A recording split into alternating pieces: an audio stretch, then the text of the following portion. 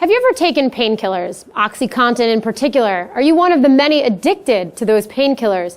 And have you ever considered that there may be a connection between Big Pharma and El Chapo Sinaloa cartel?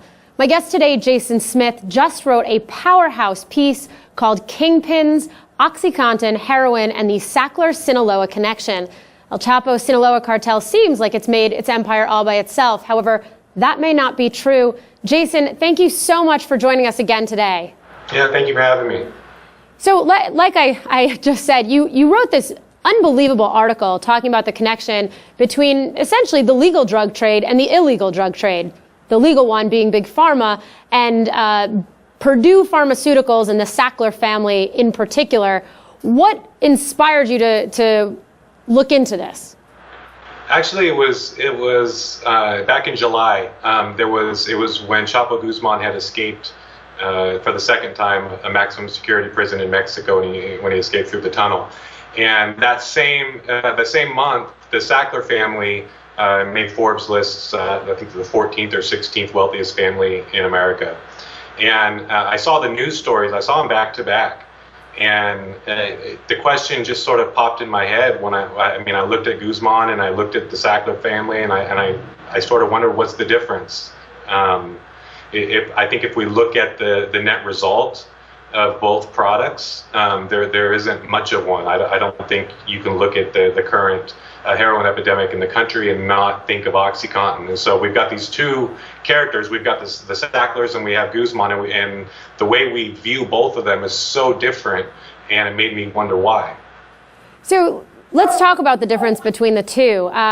Take us back. The Sackler family, it started as three brothers from Brooklyn. One became a marketing aficionado. The other two decided at first they started or bought a small pharmaceutical company. The marketing brother joined forces, and we have today Purdue Pharmaceuticals, and what is, in your estimation, really an upset in our country and the war on drugs. Yeah, I mean, basically you have Arthur Sackler, who was the brother who became sort of the marketing guru of the family, and he learned how to. He was one of the first ones to use television to market drugs. He was one of the first ones in the 1950s and the 1960s to use medical journals to influence doctors' prescribing patterns, and so he was really ahead of his time. And while he was doing that, you had the other two brothers who bought into Purdue Frederick and Company. At the time was a small pharmaceutical company, laxatives, antiseptics, things like that. And by the time we get to the 1980s, Arthur bought into the company, and he sort of taught the other two brothers, Raymond and Mortimer, everything he knew about marketing. And so by the time Arthur passed away in 1987, the other two had learned pretty much what they needed to learn, and within a decade they will have submitted their application to the FDA to get Oxycontin approved. So let's talk about, we're talking about the history of this, and you just mentioned they submitted their application for Oxycontin. Talk about, if you would, the history of that moment and what that and where that has led us today.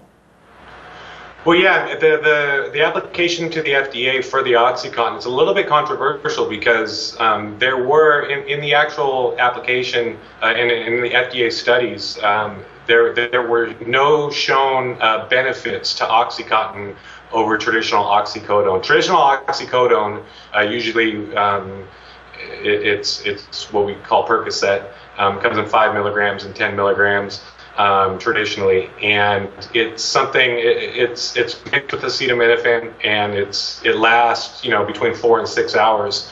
What the Oxycontin did was it took the oxycodone and it gave it a more potent little tablet. And that tablet was supposed to dissolve in your stomach over the course of 24 hours. So the only benefit to Oxycontin over traditional oxycodone was the fact you didn't have to take it as often. But as far as pain relief goes, it didn't offer anything that other oxycodone didn't. And the reason that's important is because Purdue, when they were selling this drug to doctors, they lied. They said that it was more effective than traditional oxycodone, which it wasn't. Not only did they say it was more effective, they also said it was non-addictive. And that becomes a key piece to your article about halfway through in the discussions of really the tactics that the Sackler family, Purdue Pharmaceuticals, took to change the course of our nation's history, particularly regarding drugs and people's lives. Not to set the Sackler family aside for a second, but your article also essentially also follows El Chapo's rise and his current position in the world, which is also one of the wealthiest men. I believe you say he's about $4 billion is his net worth, the Sackler family being 14. But I'd love for you to go over the history, because you really counter them or put them side by side and show that the rise of one is intimately linked with the rise of the other. Yeah, well, I mean, you can't talk about the current Mexican drug smuggling without talking about the cocaine use in the 1980s, and at that time the Colombian cartels held most of the power. It was actually for the Guadalajara cartel, where Chapo worked with Miguel Gallardo, who was known as El Padrino, the Godfather. And Gallardo, he held every corridor between the United States and Mexico. And each of these corridors he would assign to different capos. He would assign different lieutenants, and Chapo Guzman got the Pacific corridor. And so that's sort of where Chapo Guzman learned to really run his organization. It was when Gallardo killed an undercover US DEA agent that when he went to jail, his whole enterprise split up. And that's where you get the Juarez, you get the Tijuana cartel, and you get the Sinaloa cartel, which is basically what Guzman inherited. And since then, what Guzman has been able to do, or what all the cartels have been able to do, essentially, is feed this heroin epidemic in the United States. And between 2000 and 2012, the amount of heroin overdoses in the United States quadrupled. Heroin use has doubled just in the last 5 years. And so the cartels have been smart, and they've been smart enough to fill this demand with the supply coming up out of Central America. So now we've sort of, we've discussed the two S's, the Sacklers and Sinaloa, as it were. But they are intimately connected, as your article points out. So I'd love to, for those at home who are like, well, I'm not totally sure I see the connection, I'd love to draw that together and talk about the rise and use and addiction of Oxycontin and what that's done to heroin use and ultimately to the lives of thousands, if not many more, Americans. Yeah, I mean, when you talk about the rise of Oxycontin, you're really talking between 1995 and 2003. And in that time, the tactics used by Purdue, and the parallel I draw in the story with the Sinaloa, the tactics for both was the same, in that each realized that neither needed to work against the system. The system, that would be a losing battle for both. So, for example, Purdue, prior to 1995, the prescribing of opiate pain medications was pretty rare. It was something normally saved for people with cancer and people just out of surgery. And Purdue knew that it couldn't work against that system. It wasn't going to win that fight. So what it decided to do was it basically bought the system.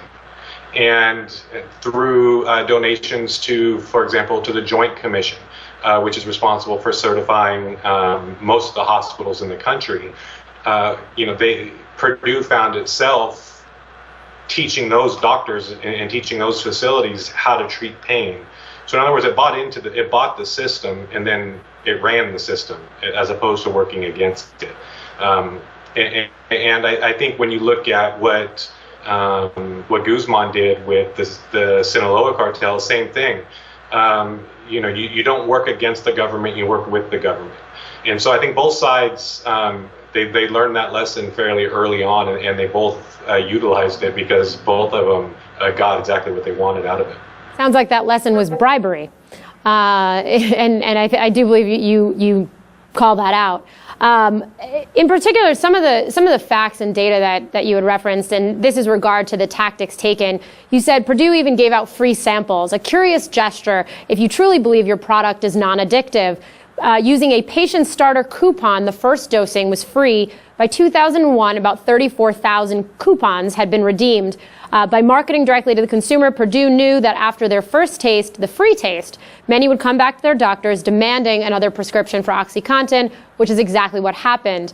You also note that El Chapo Guzman did the same thing. He would give out free samples of his product, get people hooked specifically on his version of the product, and then force the consumer, or therein, I guess, appeal to the consumer, who would then go to their drug dealer and say, no, I want the Sinaloa cartel drugs, thereby overtaking Chicago and now much of the United States in terms of reach. Yeah, I mean, the free samples, it was one of the most interesting parallels between them, because it really was the same thing. Both, I think, both knew that if they could just get their product into the hands of the user.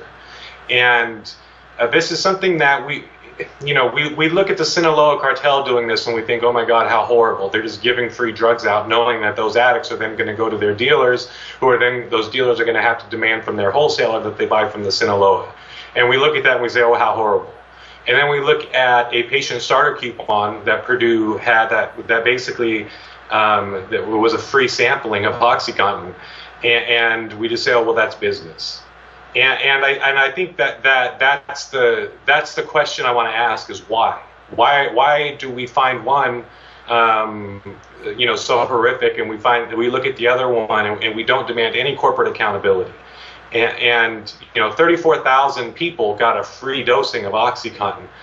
And one of the things that I learned in the article, there was a tremendous amount of research that went into this. And prior to writing this, I'd always sort of looked at the doctors a little suspiciously and looked at, well, why, I thought in some way the doctors, I'm talking the family practitioners, the general practitioners, were much more complicit in this. And what I learned writing this was the doctors were really getting squeezed from every direction. So when Purdue bought into the Joint Commission started demanding that doctors treat pain. And doctors then, there were threats of doctors losing their license if they didn't treat pain adequately. In fact, if you go to the hospital today and they give you that little, there's usually a chart on the wall, 1 to 10, and they say, how is your pain today? That's them treating pain as the 5th vital sign. These are all things that came as a result of Purdue sort of taking over the system. And we've really forced the family practitioner into having to either treat the pain or treat people who came in with these coupons or give out these coupons, or face repercussions on their license if they didn't. And so, I mean, Purdue really was able to put the squeeze on these doctors to the point where over half of the Oxycontin prescriptions were being written by doctors who were general practitioners. They had no specific training in pain management, in opiate medication. And so one thing that came out of this was I really began to feel sympathy for the position that the physicians were in. And that was a sympathy I didn't have prior to writing it. So you're speaking about some of the pressure the doctors were under. You write about the American Pain Society and, that Purdue essentially created and funded these organizations. Something called the American Pain Society publishes rankings of doctors based on their willingness to prescribe narcotics, and the Federation of State Medical Boards calling for doctors to be punished for not adequately treating pain, even if the doctor is not a pain specialist. You say Purdue had essentially and effectively turned the local doctor's office into a distribution hub for Oxycontin. And you then also talk about, and I thought this was interesting and something people don't always remember, is that there are drug reps. And so Purdue used the drug reps and used financial incentives, as one does, in order to get more work out of their employees, to push them to sell more. So a representative's salary, you say, was $55,000 with a bonus of $71,000. I mean, you double your money, if not more. Talk about some pressure that a doctor is facing, not to mention if the patient says, look, I'm in pain, the patient's going to say, sign me up. Yeah, and they all, Purdue was also able to lobby state governments, like here in California, legislation passed demanding that doctors treat pain, and it basically said that a doctor who could not be prosecuted for overprescribing pain medication if the patient was really in pain. It also, for the first time, gave doctors the okay to prescribe opiate medication to known drug addicts as long as it was for pain. And so really the restrictions were loosened so much. But when Purdue was able to infiltrate the system, it was a total infestation of the system from the state medical boards, all the way down. When it comes to the pharmaceutical reps, I thought what was one of the most interesting things that Purdue did was they didn't target every doctor. They got a list of the doctors around the country who prescribed the highest number of narcotics, and they didn't discriminate between doctors who were pain management specialists. So those doctors, in other words, would have there's a reason why they prescribe so many narcotics, versus a doctor who might not be a pain management specialist who's prescribing a high number of narcotics, which would be suspicious. They didn't discriminate between them, and so what happened is they sent these pharmaceutical reps specifically to these doctors who prescribed exorbitant amounts of narcotics. And what ended up happening is, and what happened, for example, like in Florida, you would get just these pain clinics popping up all over the place. And the pain clinics weren't owned by doctors. They were owned by a private person who would hire a doctor to come in and just write these prescriptions all day long. And so, I mean, essentially you would get what are called pill mills. And these pharmaceutical reps, they did not discriminate in terms of who they went after. And so if you were a pharmaceutical rep and you were representative to a pill mill, you would have a very good bonus. So just, I want to make sure we talk about some of the ramifications, particularly for Purdue, because they came forward in 2007. There was those crimes were committed. It was deemed, and they were forced to pay $600 million because they admitted that they had lied, that it was totally false. I mean, I get chills even thinking of that, because the just pointed effort, it feels so insidious, and yet a lot of what they did does seem to have been legal. I guess where it leaves me, and I'd love to hear sort of your expanded thoughts on it, but how is it possible that this happened? Right? The executives, no one went to prison, but we have scores of people who have died at the hands of the work that these people have done at big pharma in general. But in this case, we're talking about Purdue. How is it possible that this is taking place? Well, I think that comes down to the question of, as I mentioned earlier, corporate accountability, and how do you hold, we granted corporations the same rights as people, but there's no way to punish them. And so if you get a corporation that's going to absorb the blame, the name Purdue absorbed the blame in 2007. They said, yeah, we knowingly lied to doctors. When our pharmaceutical reps went out, they gave them bad information. They said it was not addictive. That was a lie. They said that a patient would not build up a tolerance to the drug. That was a lie. And on the backs of those lies, Oxycontin was prescribed. It was the #1 painkiller in the U.S. in 2003. And so for some reason, we accept that. And I don't know, you ask, why is that okay? I don't know. I do know that, just on this story, some of the comments on Facebook and things like that, people are quick to say, well, it's not, Oxycontin, it's legal. It's just people using it illegally. And to me, Purdue lost the protection in that argument of saying they're a legal product when they admitted to marketing the product illegally. And so once they lose that veil of legality, what you're basically left with is pharmaceutical grade heroin. And what's happened in the United States because of the Oxycontin epidemic, it's directly fed the heroin epidemic. And so I do make the connection at the very end of the story that says that the current heroin epidemic that is filling up the bank accounts of Guzman is being fed and was fed by Oxycontin sales.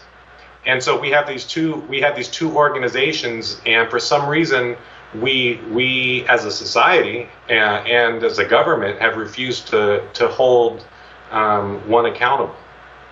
Yeah, you talk about, you say addicts had learned how to peel the plastic coating off of the tablet, crush it up, snort it, smoke it, inject it. To an addict, it doesn't matter. It's the same high, whether it's oxy or whether it's heroin. Again, it's such a sad thing, particularly because you know that the impact that this is having on people's lives and communities, not to mention policy, politicians. You're seeing people really have to accept and acknowledge something that we really haven't been willing to. And maybe we aren't even totally willing to, but it's stories like, the one you wrote, and hearing more and more about the epidemic, about people dying, about people shooting up, therefore getting AIDS, et cetera, that states are now having to really look at this as an epidemic. And we talked about offline, talking about the $600 million that had gone to, you said, were broken up to the 50 states. So the 50 states, then, if they took the money, they're not actually able to further prosecute Purdue. And do I have that correct?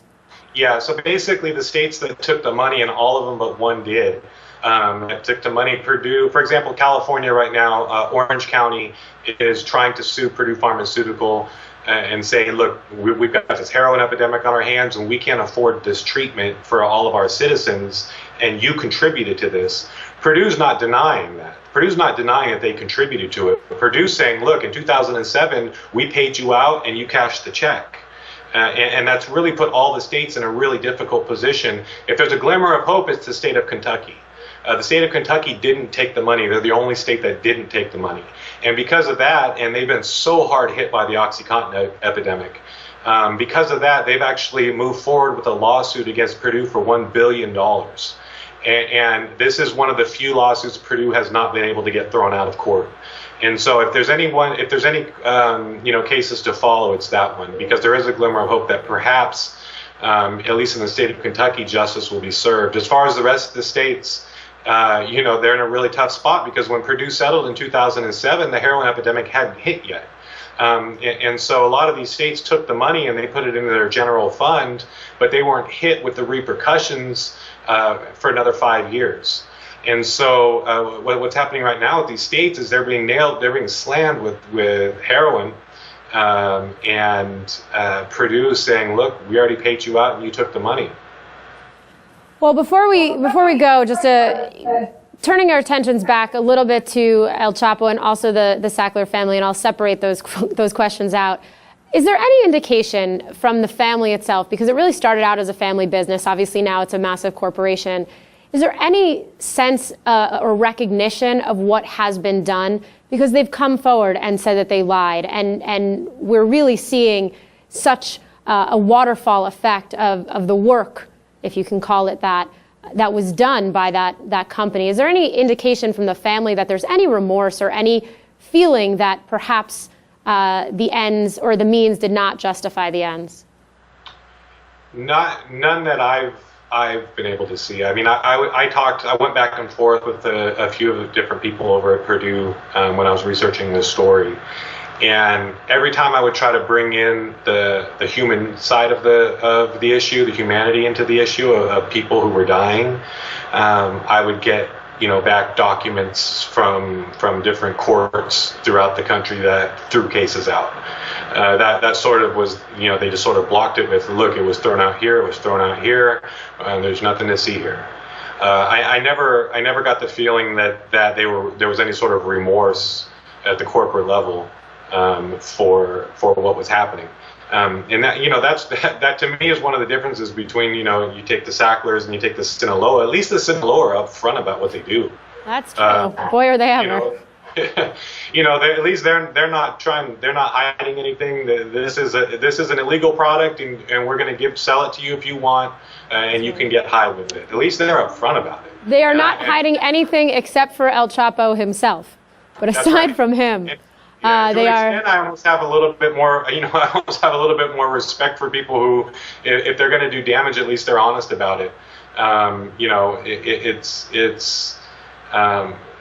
I think that speaks to at a larger level to our country's refusal to really hold corporations accountable for damage that they cause. So the final question, it could be a brief. Can we end the war on drugs if we don't at least regulate Big Pharma a little more? Is there any way to really tackle the drug problem in this country? It's a big question with a short answer. Yeah, no, I think the pendulum sort of is swinging the other way. I think because so many people have gotten hooked on prescription drugs, and everybody knows somebody who's struggling with this.